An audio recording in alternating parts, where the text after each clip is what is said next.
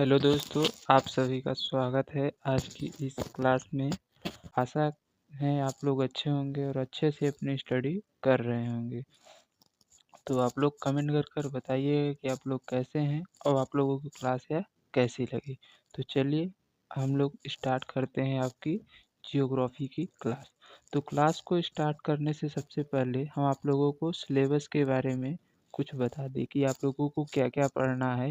जो चाहे आप किसी भी कॉम्पिटिटिव एग्जाम की तैयारी करो, चाहे यूपी पुलिस हो, दिल्ली पुलिस हो, एसएससी जीडी हो, एनटीपीसी हो, ग्रुप डी हो, कोई भी हो, चाहे सीजीएल हो, सीएचएसएल, जैसे भूगोल, इतिहास, इतिहास और आपकी पॉलिटी, इकोनॉमिक्स, ये सब जो होते हैं स्टैटिक जगह, ये फिक्स होते हैं कि इन्हीं टॉपिक से क्वेश्चन आएगा।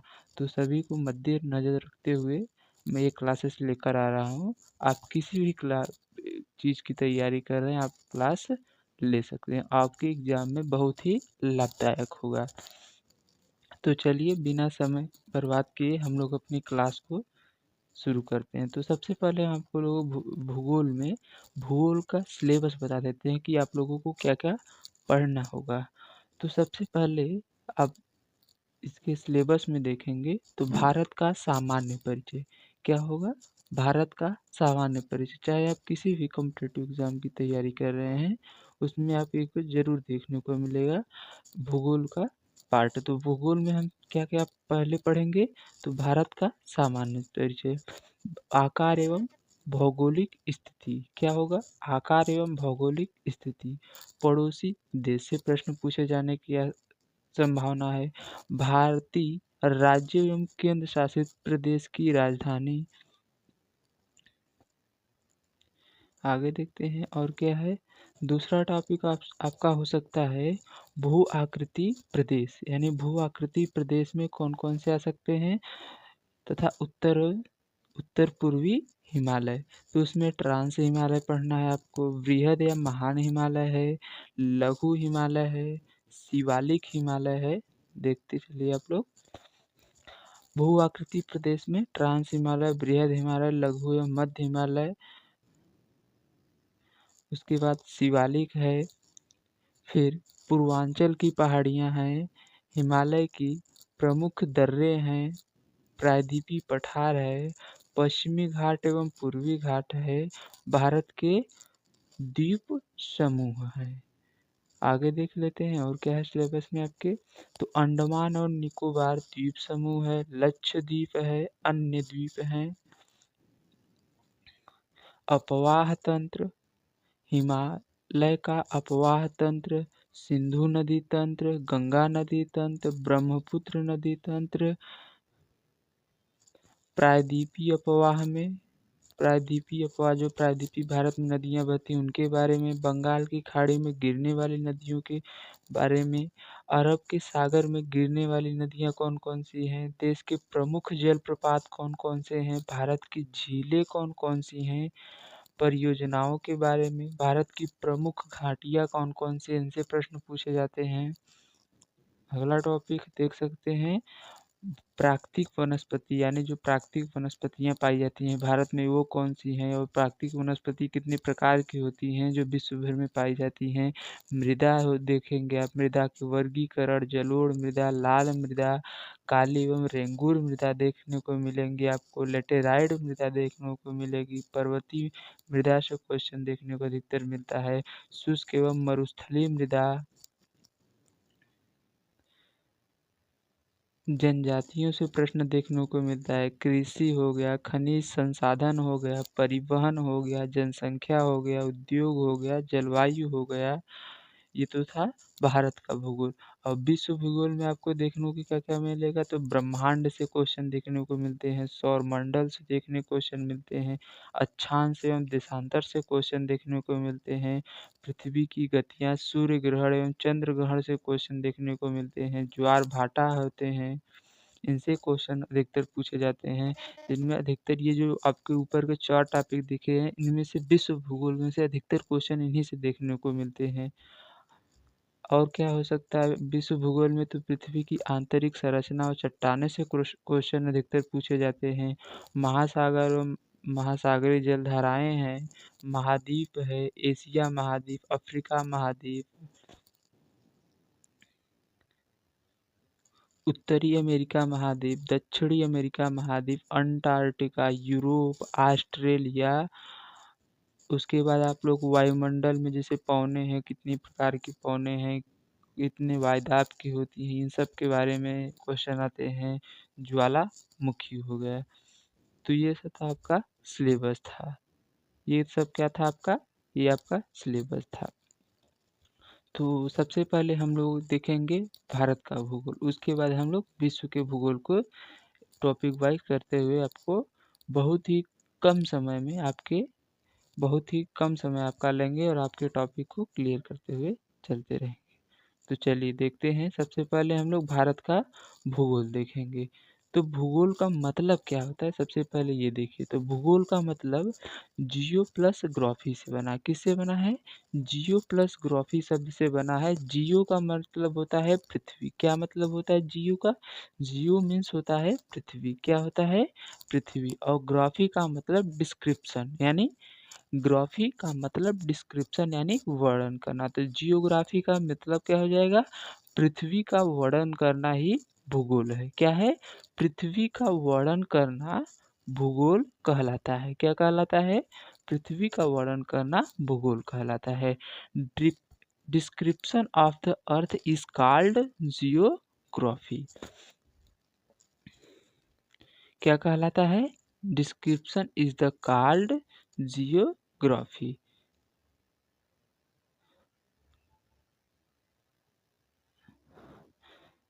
अगर आपसे कोई पूछ ले कि मध्य प्रदेश जो है वो उससे कितने ज़िले लगते हैं, तो आप लोग क्या बताएंगे कि यूपी लगता है।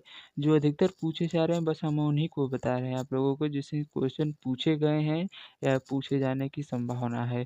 तो यूपी से लगता है मध्य प्रदेश का, राजस्थान से, गुजरात से, महाराष्ट्र से और छत्तीसगढ़ से। पश्चिम बंगाल किस से लगता है? तो 5 ज़िले हैं। कौन से? उड़ीसा है, झारखंड है, बिहार है, सिक्किम और आसाम है। यह 3 देशों का साथ सीमा साझा करता है। जो पश्चिम बंगाल है, वेस्ट बंगाल, यह 3 देशों के साथ क्या करता है? सीमा साझा करता है। आगे देखते हैं।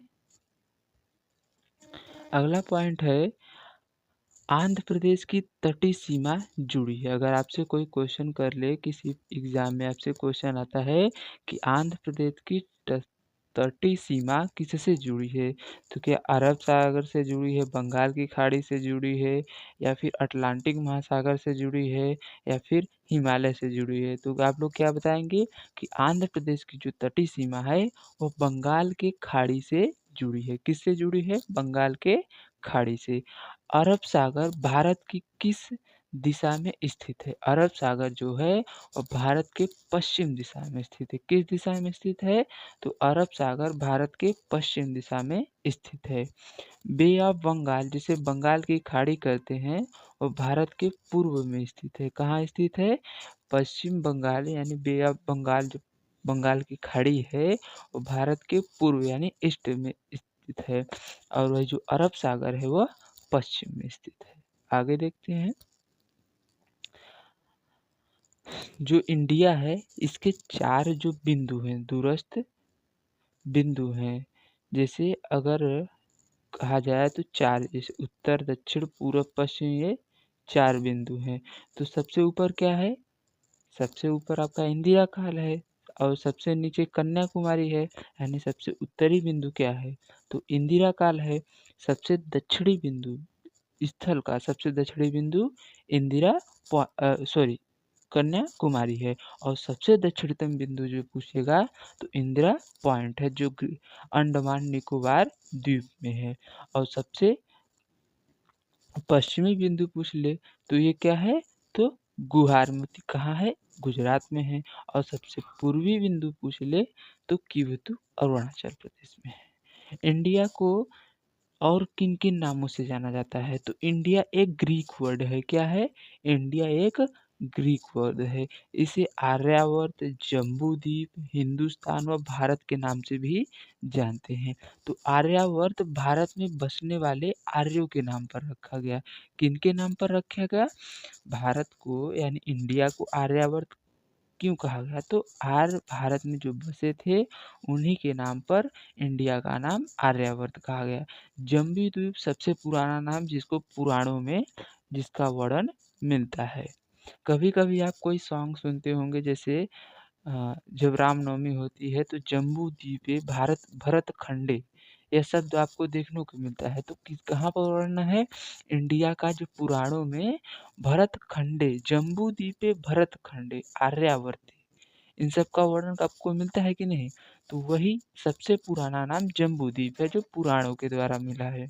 यानी हमारे जो पुराण हैं, वेद हैं, उनमें जिसका वर्णन है जम्बूद्वीप का।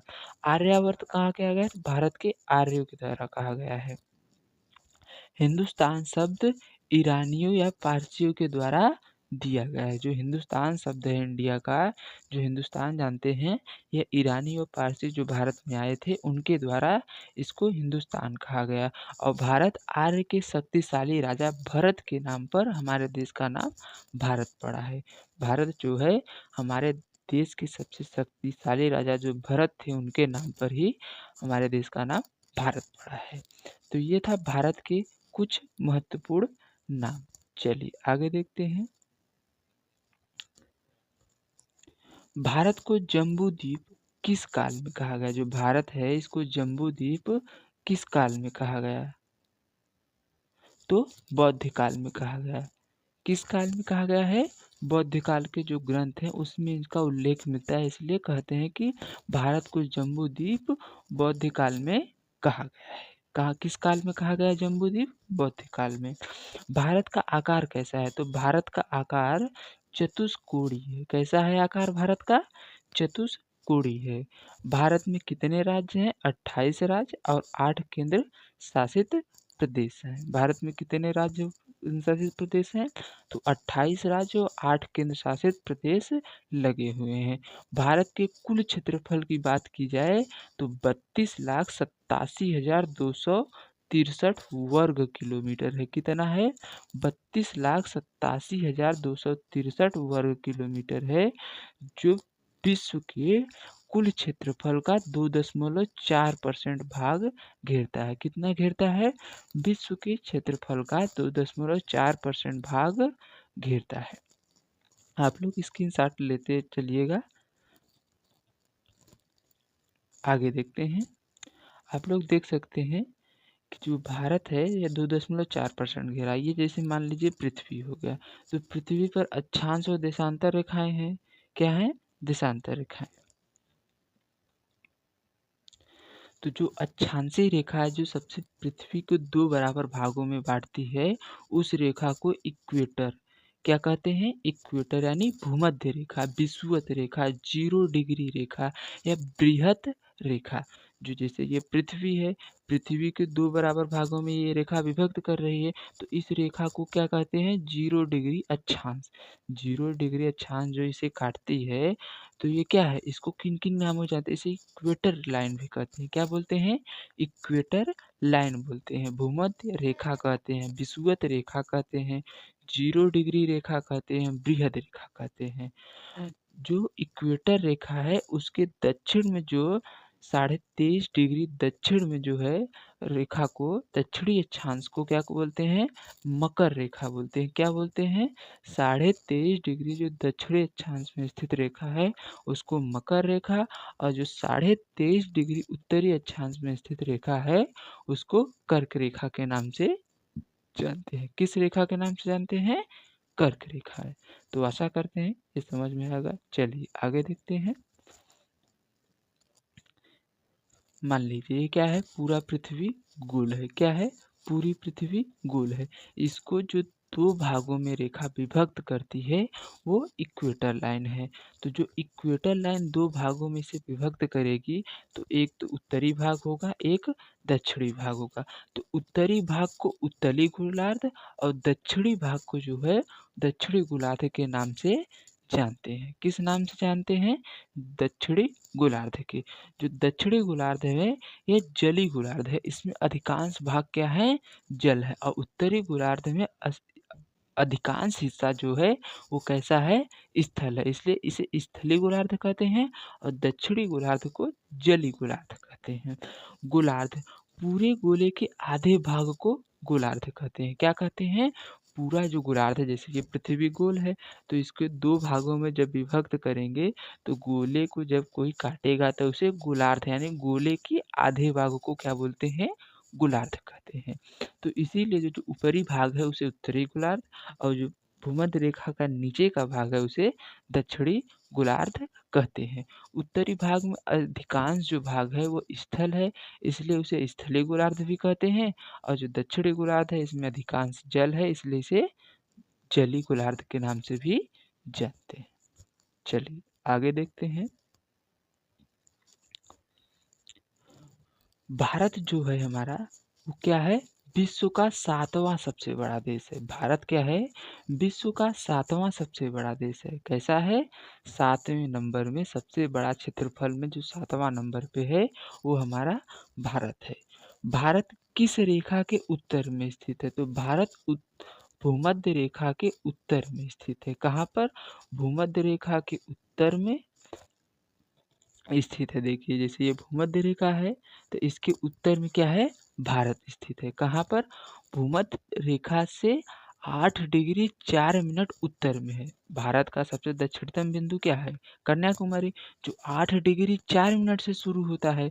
तो 8 डिग्री 4 मिनट उत्तरी अक्षांश है, तो इसलिए भारत क्या हुआ? उत्तरी गोलार्ध में हुआ, जो भूमध्य रेखा से 8 डिग्री 4 मिनट उत्तर में है। भारत किस गोलार्ध में स्थित है? तो उत्तर पूर्वी गोलार्ध में। जैसे ये उत्तर भाग हुआ तो ऐसे जब ये देशांतर रेखा जो काटेगी उस दक्षिण उत्तरी पोल से दक्षिणी पोल को जब रेखा मिलाएंगे, जो पोल वाली रेखा, तो इसे दो भाग में, पूर्वी और पश्चिमी भाग में बांटेगी। तो ये क्या है? पूर्वी भाग में स्थित है। किस भाग में स्थित है? पूर्वी। तो इसलिए गोलार्ध पूछेगा तो आप क्या बताएंगे कि भारत उत्तर पूर्वी गोलार्ध में स्थित है। कहाँ पर स्थित है? तो भारत उत्तर पूर्वी गोलार्ध में अवस्थित है। चलिए आगे देखते हैं। अगला पॉइंट है, भारत किस कटिबंध में स्थित है? तो भारत का कटिबंध पूछ सकता है कि कौन सा कटिबंध पाया जाता है या किस कटिबंध में स्थित है। तो भारत में 2 कटिबंध पाए जाते हैं, जिसे मानसूनी कटिबंध भी बोलते हैं।